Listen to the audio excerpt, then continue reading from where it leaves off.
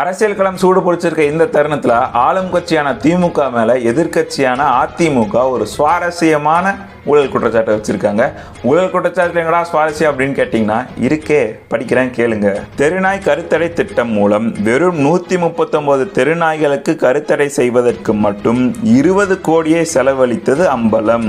புரியாதவங்களுக்கு தெளிவா சொல்றேன். நாய்க்கு ஃபேமிலி பிளானிங் பண்ணியிருக்காங்க. 139 நாய்க்கு 20 கோடி ரூபாய் செலவு பண்ணி ஃபேமிலி பிளானிங் பண்ணியிருக்காங்க. இதை நான் சொல்லல, ஏடிஎம்கோட ஐடி விங் சொல்லுது. அதையும் தாண்டி ஒரு வெப்சைட்ல பார்த்தேன், அதுலயும் இதான் போட்டிருக்காங்க. அங்கேயும் ஏடிஎம்கோட ஐடி விங் தான் சொல்லி இருக்கு அப்படின்னு மென்ஷன் பண்ணியிருக்காங்க. சரி, இதை நான் ஏன் இங்க சொல்றேன் அப்படின்னா, அவங்க குற்றச்சாட்டு வச்சது திமுக மேல. வாய்ப்பு அப்படிங்கிறது 100% மேல இருக்கு. டாஸ்மார்க்ல இருந்து டாய்லெட் பாத்ரூம் வரைக்கும் எல்லா பக்கம் ஊழல் இருக்கு அப்படிங்கறத மென்ஷன் பண்ணியிருக்காங்க. ஆனா இந்த மாதிரி ஊழல் இருக்கும் அப்படின்னு நானும் எதிர்பார்க்கல. இப்படி ஒரு விஷயம் வெளியே வரும்னு நீங்களும் எதிர்பார்த்திருக்க மாட்டீங்க. இது வெறும் சிரிக்கிறதுக்கு மட்டும் கிடையாது, கொஞ்சம் சிந்திச்சும் பாருங்க.